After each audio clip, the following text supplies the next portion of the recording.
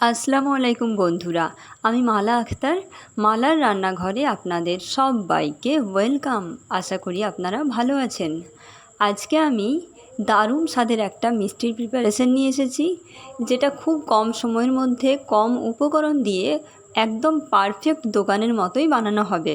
তাহলে চলুন রেসিপিটা প্রথম থেকে দেখে নিই। তার জন্য আমি এখানে 100 গ্রাম মতো ছানা নিয়েছি।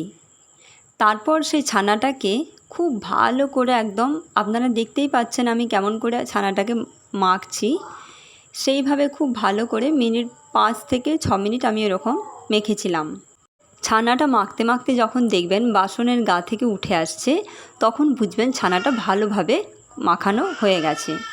এবার তাতে আমি 2 চামচ মতো ময়দা দিয়েছি, 1/2 চামচের থেকেও কম পরিমাণে বেকিং সোডা, আর বেকিং সোডা যতটা নিয়েছি ঠিক তার থেকেও কম খাবার সোডা দিতে হবে।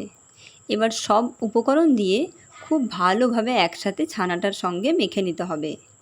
এই মাখানোর কাজটা প্রায় 5 থেকে 7 মিনিট মতো এটাও মাখাতে হবে। বেকিং সোডা হাতের কাছে না থাকলে শুধুমাত্র খাবার সোডা দিয়েও বানানো যাবে।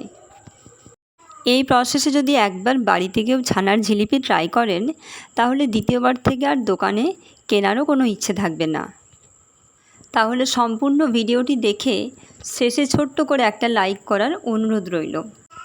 আর আমার চ্যানেলটিকে যারা এখনও পর্যন্ত সাবস্ক্রাইব করেননি, তারা আমার চ্যানেলটিকে সাবস্ক্রাইব করে অল নোটিফিকেশান প্রেস করে রাখুন, যাতে করে আমার সমস্ত নতুন নতুন ভিডিও আপলোডের নোটিফিকেশান আপনাদের ফোনে পৌঁছে যায়। এইভাবে মাখানোটা যত সুন্দরভাবে হবে, জিলিপিগুলোও ঠিক ততটাই পারফেক্ট হবে, একদম দোকানের মতোই সফট হবে। আমার মাখানো প্রায় শেষের দিকে। এইবার আমি কিছুক্ষণ রেস্টে রেখেছিলাম এইভাবেই। তারপর 5 মিনিট পর এরকম ছোট ছোট করে গোলা কেটে, ঠিক যেরকম সাইজের বানাবো সেই রকম একটা সাইজ আন্দাজ করে নিয়ে ছোট ছোট লেচি কেটে নিতে হবে।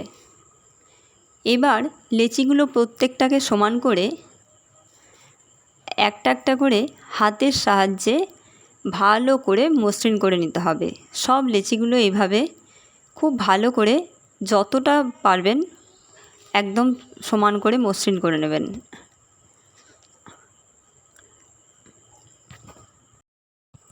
এবার সব লেচিগুলো সমান করে নিয়ে একটা একটা করে লেচিগুলোকে নিয়ে এরকম লম্বা করে একটা শেপ দিতে হবে।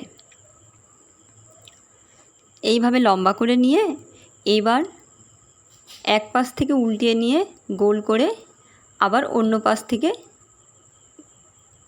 এরকম সাইজ দিতে হবে। এই একইভাবে সবগুলো এরকম শেপ দিয়ে গড়ে নিতে হবে।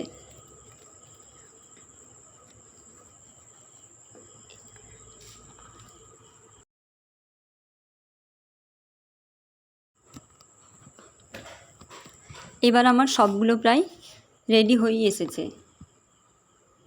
এবার আমি তেলটাকে গরম করে একদম লো ফ্লেমেতে সবগুলো একে একে দিয়ে দেব। শুরু থেকে শেষ পর্যন্ত আঁচটা একেবারে লো ফ্লেমেতেই রাখবেন। আপনারা দেখলেই বুঝতে পারবেন মিষ্টিগুলো কড়াইয়ে দেওয়ার সাথে সাথেই খুব সুন্দরভাবে ফুলে উঠছে। এবার এক পাশটা ভালোভাবে হয়ে গেলে আরেক পাশটা উল্টে দিতে হবে। এইভাবে সবগুলো উল্টে নিয়ে ওই পাশটাও আরেকবার ভালোভাবে হতে দিতে হবে। জিলিপিগুলো দেখেই মনে হচ্ছে কতটা সফট হয়েছে।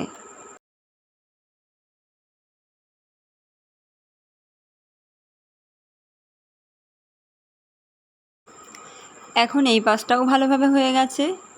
এবার এদেরকে তুলে নেওয়ার পালা। আমি আরও একবার এদেরকে উল্টে নিয়ে খুব ভালোভাবে লাল করে ভেজে নিলাম। তাতে করে রসে ডুবানোর পর কালারটা একটু ফেড হয়ে যাবে। এবার সবগুলো এভাবে উল্টে নিয়ে ভেজে নেওয়ার পর এক এক করে তুলে নিতে হবে। এবার মিষ্টির রসটা যখন চারদিক থেকে খুব ভালোভাবে ফুটে আসবে, তখন গ্যাসের ফ্লেমটাকে একেবারে অফ করে দিয়ে আর মিষ্টিগুলো ওপর থেকে দিয়ে একটা ঢাকা দিয়ে দিতে হবে। তারপর আধ ঘন্টার মতো রেস্টে রেখে দিলেই খুব সুন্দরভাবে একদম দোকানের মতো নরম তুলতুলে ছানার জিলিপি রেডি। তাহলে আজকে এই পর্যন্তই। আবার আসবো অন্য কোনো দিন নতুন কোনো ফ্লেভারের রান্না নিয়ে। ততক্ষণ পর্যন্ত সবাই সুস্থ থাকবেন, ভালো থাকবেন। ধন্যবাদ।